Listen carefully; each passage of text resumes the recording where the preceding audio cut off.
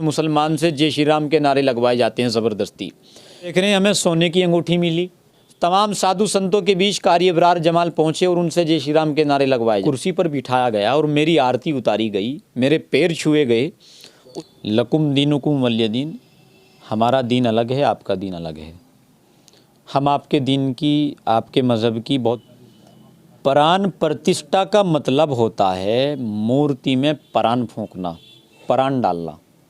अयोध्या में श्री राम प्राण प्रतिष्ठा महोत्सव से वापस लौटे।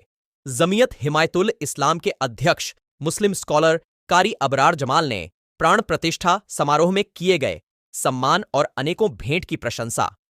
अबरार ने बताया कि जब प्राण प्रतिष्ठा में पहुंचे तो भव्य स्वागत किया गया, आरती उतारी गई, चरण स्पर्श किए गए। यह दृश्य देख मानो ऐसा लग रहा था गंगा जमुनी तहजीब इसी को कहते हैं। कारी अबरार अनेकों भेंट सोने की अंगूठी पाकर काफी उत्साहित नजर आए। कारी अबरार जमाल के अयोध्या प्राण प्रतिष्ठा से वापस लौटने पर चैनल प्रभारी शमीम अहमद ने की खास बात। 500 वर्षों के बाद राम मंदिर का निर्माण हुआ है और राम जी जो हैं अपने मंदिर में जो है उनकी स्थापना की गई है। प्राण प्रतिष्ठा का महोत्सव था। सहारनपुर की अगर बात करें तो सहारनपुर से कारी अबरार जमाल जो हैं वहाँ पर पहुँचे थे, उनको भी निमंत्रण दिया गया था। प्राण प्रतिष्ठा महोत्सव से वापसी जो है कारी अबरार जमाल की हुई है। उनसे सीधी बात करते हैं कि किस तरह का महोत्सव था और किस तरह से वहाँ पर जो है इनका सम्मान किया गया, किस तरह की तस्वीरें रही।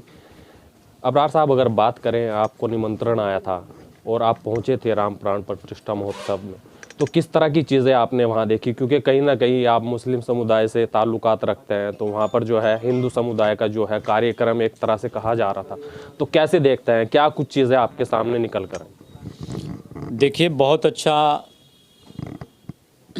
कार्यक्रम रहा।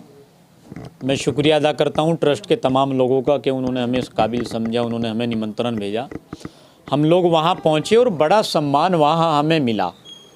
आप देख रहे हैं, हमें सोने की अंगूठी मिली, हमें प्रसाद मिला, किताबें मिली, सारी चीज़ें मिली। तो ये एक हमारे लिए एक बड़े सम्मान से कहीं कम नहीं है। मैं तो इसको अपने लिए अवार्ड समझूंगा कि जिस प्रोग्राम में मेरी अगली कुर्सी पर मेरे सामने मुकेश अंबानी बैठे थे, मेरे बराबर में स्वामी जी बैठे थे, मुरारी दास बापू जी बैठे थे, कैलाश नंदगिरी महाराज बैठे थे, वहीं हम भी बैठे थे।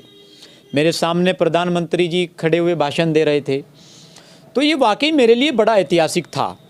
और जाहिर सी बात है, जो लोग ये कहते हैं कि जहाँ कुछ हिंदू इकट्ठे हो जाएं और वहाँ एक मुसलमान मौजूद हो तो एक उस मुसलमान से जय श्री राम के नारे लगवाए जाते हैं ज़बरदस्ती, वहाँ मुझे इसका बिल्कुल उलट देखने को मिला।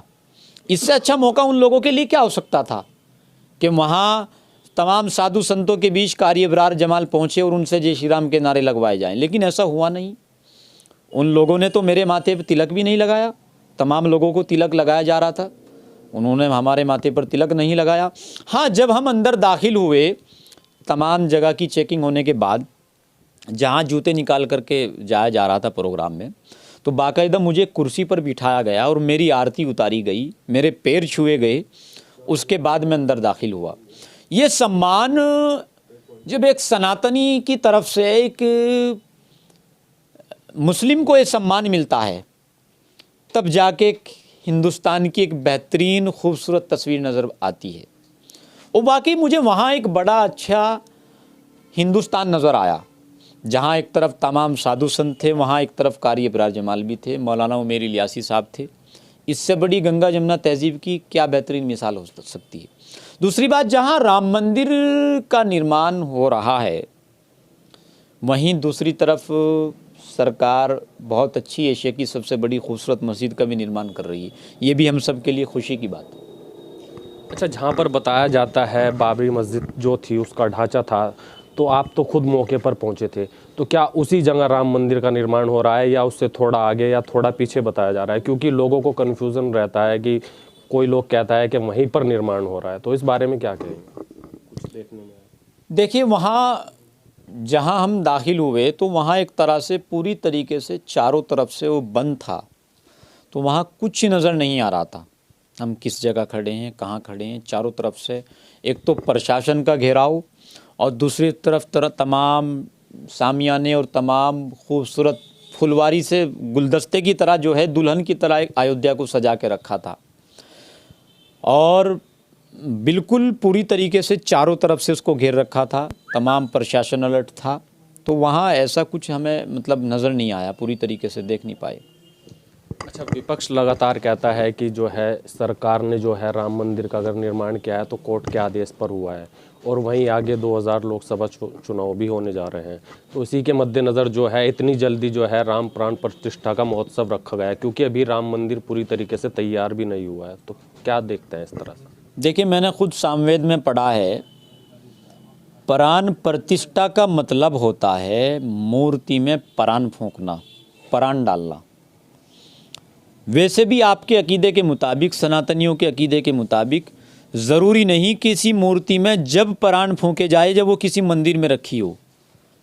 मूर्ति को आप कहीं भी रख दें, उसमें प्राण फूंक दें, उसमें वो आ जाती है। सनातनियों के अकीदे के मुताबिक बता रहा हूँ मैं आपको, उनके अकीदे के मुताबिक उसमें रूह आ जाती है और उसमें भगवान विराजमान हो जाते हैं, उसको पूजते हैं। तो प्राण प्रतिष्ठा ज़रूरी नहीं कि मंदिर पूरा बन जाए तभी सफल हो, लेकिन उससे पहले जब सरकार ने इतना बड़ा काम किया है, आप लोगों को उजागर किया है, तो कम से कम उसका सरकार को भी श्रेय मिलना चाहिए। मिलना चाहिए कि नहीं मिलना चाहिए? जैसे भी आपने बताया कि प्राण जो है मूर्ति में आ जाते हैं, तो क्या आप मुस्लिम समुदाय से ताल्लुकात रखते हैं? तो क्या ये चीज़ें आप मानते हैं कि वाकई इस तरह से प्राण वापसी आ जाते हैं? नहीं, हमारा अकीदा अलग है। लकुम दीनुकुम वलिय दीन, हमारा दीन अलग है, आपका दीन अलग है। हम आपके दीन की, आपके मज़हब की बहुत इज़्ज़त करते हैं, बहुत सम्मान करते हैं, लेकिन हमारा अकीदा इससे मुख्तलिफ है। आपका हमारा अकीदा तो छोड़िए, हमारे खुद मुसलमानों में कई अकीदे हैं। अच्छा, कल स्वामी प्रसाद मौर्य ने भी ये बयान दिया है कि अगर राम में प्राण वापसी आ जाते हैं तो जितने लोग मर गए हैं उनके भी प्राण वापसी आ जाने चाहिए। इस तरह के बयान दे रहे हैं, अगर आपने सुना हो तो क्या कहेंगे? देखिए, वो पागल हो गए हैं। ये देश बहुसंख्यक सनातनी देश है। इस देश में सनातन का विरोध करना, मुझे लगता है श्री राम के साथ, करोड़ों सनातनियों के साथ नाइंसाफ़ी और बदसलूकी होगी। देखिए, स्वामी जी सबसे पहले ये तय करें कि वो किस मज़हब को मानते हैं, किस अकीदे को मानते हैं। जो इंसान किसी मज़हब को नहीं मानता वो मुकम्मल इंसान हो ही नहीं सकता है। चूँकि इंसानियत का रास्ता बताता है वो मज़हब बताता है। इंसान की इज़्ज़त करना मज़हब सिखाता है, इंसान की अहमियत इंसान मज़हब सिखाता है। जो इंसान किसी मज़हब का नहीं हो सकता और ख़ुद अपने मज़हब का नहीं हो सकता, वो किसी का नहीं हो सकता।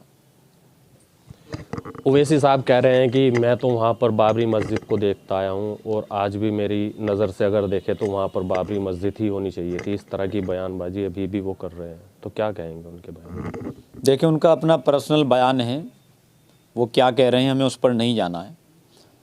आप तमाम मुसलमानों को अगर ओवैसी से जोड़ करके देखेंगे तो तमाम मुसलमान आपको भड़काऊ भाषण देने वाले नज़र आएंगे। आप तमाम मुसलमानों को अगर कारी अबरार जमाल से जोड़ करके देखेंगे, आपको तमाम लोग जो है गंगा जमुना तहज़ीब की एक बेहतरीन मिसाल नज़र आएंगे। तो उनको, मुसलमानों को आप ओवैसी से मत जोड़िए। इसलिए मत जोड़िए चूँकि मुसलमान ओवैसी को सीरियसली नहीं लेता। इसका अंदाज़ा आपने 2022 के चुनाव में लगा लिया होगा। तो ये थे हमारे साथ कारी अबरार जमाल, जो राम प्राण प्रतिष्ठा महोत्सव में पहुंचे थे, जिनका वहां पर भव्य जो है स्वागत भी किया गया है, उनको वहां पर सम्मान भी दिया गया है। उनका कहना है कि वहां पर जो है मुस्लिम समुदाय के कुछ और भी वहां पर मौलाना मौजूद थे, उनका भी सम्मान किया गया है, चरण छुए गए हैं, आरती उतारी गई है। सहारनपुर से न्यूज़ इंडिया 11 के लिए शमीम अहमद।